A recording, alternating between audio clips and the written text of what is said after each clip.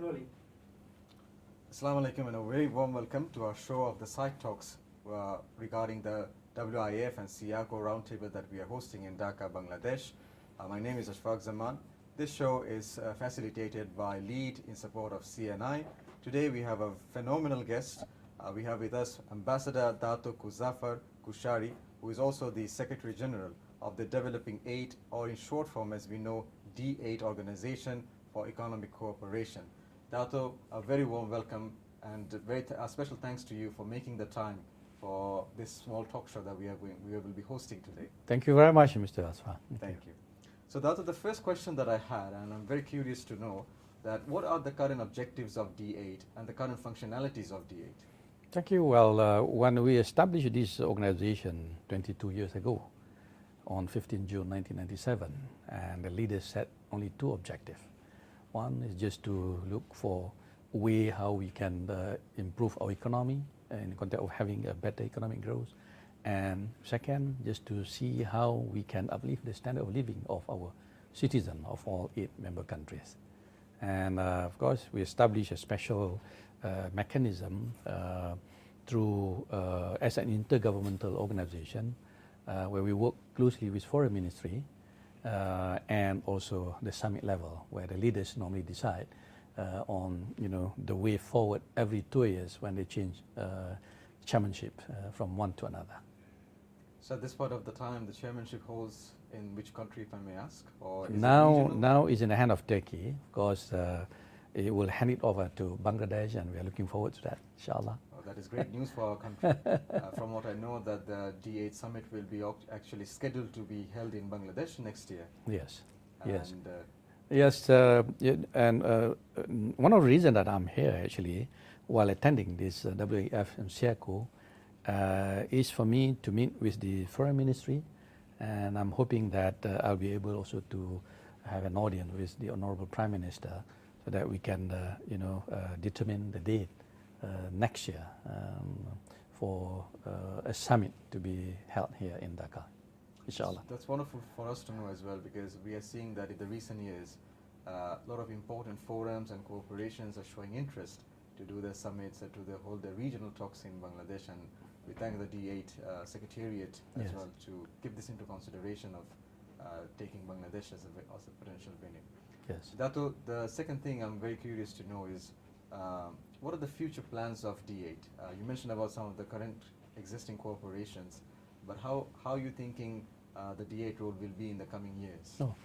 Well, in the early part of D8, being focused into a number of areas of cooperation. As you know, D8 is completely an economic organization. We don't talk politics. And for that matter, then we set a modest target that we should be cooperating closely in 6 areas of cooperation, namely in trade sector, in industry, agriculture and food security, in transportation area, in energy area, and in tourism. And now we are setting a new roadmap called decennial roadmap that will bring us from the year 2020 to the year 2030. And this is what we are going to finalize here in Dhaka. And I think we are going to also include new elements of cooperation. We are looking at the pragmatic way of implementing all the, not only those earlier set in the context of sectoral cooperation, but we're looking at engaging seriously, actively in new areas like health, finance, education, environmental issue, climate change, and new things that need to be engaged by any developing world. So I hear some whispers about some of the ideas that Yes. that D8 might be potentially launching. For instance, I hear about some ideas about having some fast tracks in different airports. Yes. Having currency card. Yes. So can you shed some light on these plans? Right. Well, the practical way of looking at things, as I mentioned earlier, this is an intergovernmental organization. We look at government to provide the enabling, to provide the facility, but we believe that working with the private sector and those agencies directly will bring not only quick result, but will bring benefit to the whole citizen of the member country.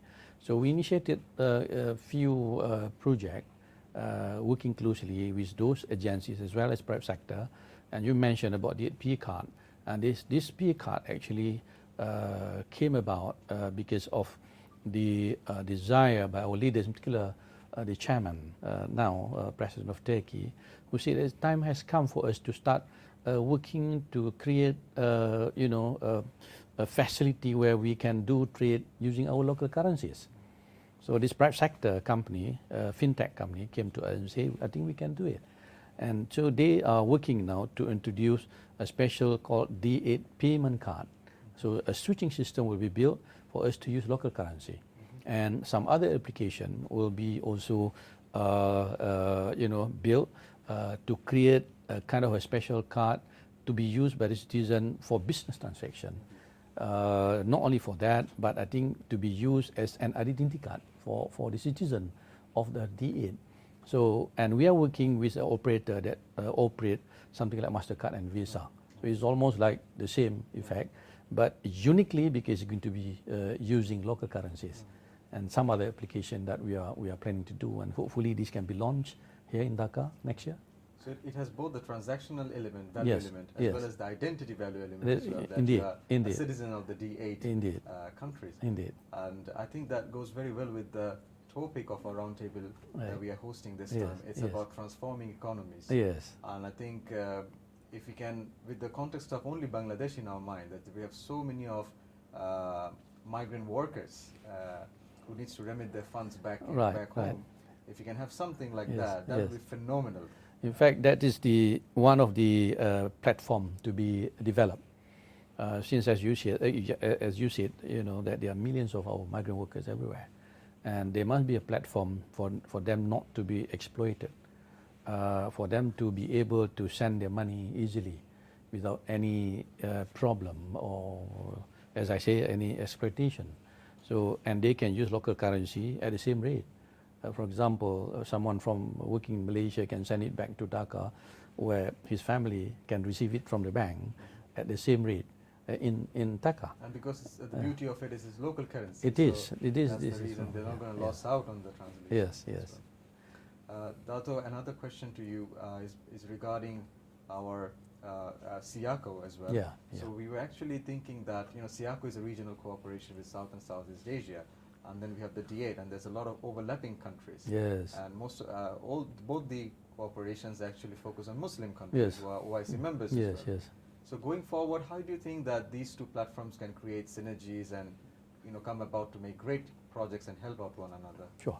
As D8, we look at it as something that is beneficial to all these countries because we are wearing two hats or three hats at once.